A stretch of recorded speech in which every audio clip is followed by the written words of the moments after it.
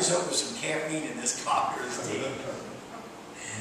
Okay, well, there are about 19 questions here. There's about 30 people in the audience, so we'll get right to business. There are no easy questions, but I thought maybe this was a good one to start with, and we can get it off right off the top.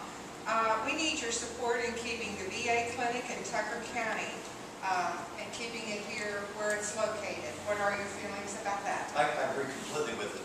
And we had a conversation yesterday. It was interesting because I wasn't aware of my schedule on this thing and the issue yet. But I met with Bill Cox over at the VA in Parkersburg. We talked about this facility, and we talked about we're going to make sure it stays here and the whole operation. So we're going to have another conversation with them because we just met with your county commissioners.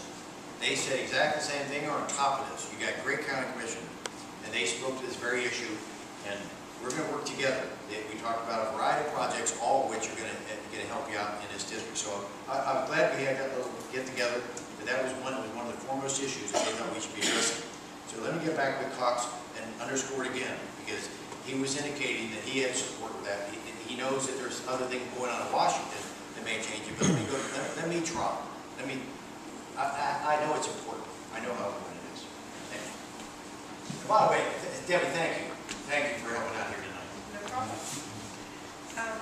The next question is, can we have a flat tax, please? Only if it replaces the current system.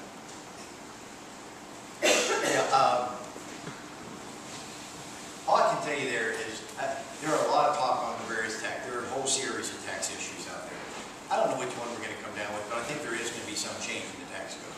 I don't know what it's going to look like, but I have a lot of confidence that this special committee of 12 are going to come out with something that's going to reform the tax code. It's one thing that you can't do incrementally. It's going to be one that you have to change. I think you're going to change the tax system once. We all know, and I think most of the people in Washington know, our tax system is broken. And it's been driving businesses offshore and hurting. When we have a tax code that has 35% tax rate, the highest tax rate in the world, 35%. An example I gave last night to a group we were talking to, just this example of this tax issue she's talking about. I'm going to use this example, Intel. It could be any computer chip manufacturer. Let's just say Intel. Intel makes their computer chips by machine. It's not man-made. These are computer operated. Everything's done by computer. It's all mechanized. So they're going to make a computer chip in America, and they're going to pay 35% income tax. They can take that exact same mechanized equipment to Ireland and set up in the same clean room and make that chip in Ireland and pay 15%.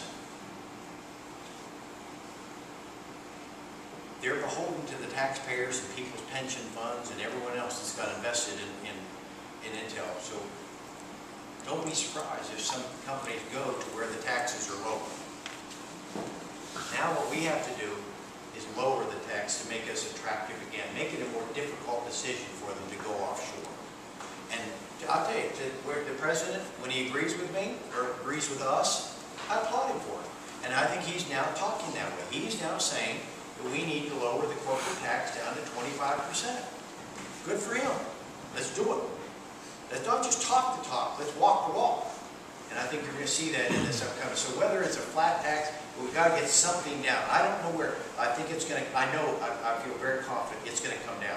We're going to get our corporate tax structure down, and it's going to have an effect on numbers of us because it's going to be less likely that some of these companies are going to go overseas. Yes, ma'am. Next question. I put two of these kind of together in one question. The first one is, where do you stand on entitlement reform? And while you're talking about that, I think it'll roll into this. Why is Social Security called an entitlement when working Americans pay for it? Why do we keep giving taxpayers money to other countries that hate us? Why don't we bring our troops home and secure our borders? So there's a lot there, but let's talk about Social Security and entitlement. That's what we call a compound question. I don't know where to begin with that one. But I don't want to get caught, folks. don't worry about the word entitlement. I don't care. I don't worry about the word entitlement. It is what it is. You know, whatever. That's not what's going to drive it. It's what are we going to do to protect our seniors? What about people that are on Social Security? And I can tell you, I've got 8 months in, but I can tell you, from being where I am in my life, you can read pretty well what's happening. There's not going to be a reduction to the current recipients on Medicare and Social Security. It ain't going to happen. And unfortunately, some people on the other side of the aisle will often try to use that as a tactic to scare people. And that's a lesson. And maybe Republicans have done it too. I just don't believe in that. That's not, just tell people the truth. To the best of my knowledge, I can't imagine that this is going to happen. Even under the Ryan budget, and I voted against the Ryan budget because I thought that the effects on Medicare were too strict. So I voted against it, and also because the balanced budget provision wasn't there. But even there, we were looking at ways how we were going to address Social Security, Medicare, Medicaid, all those things. But we're not going to see that right now.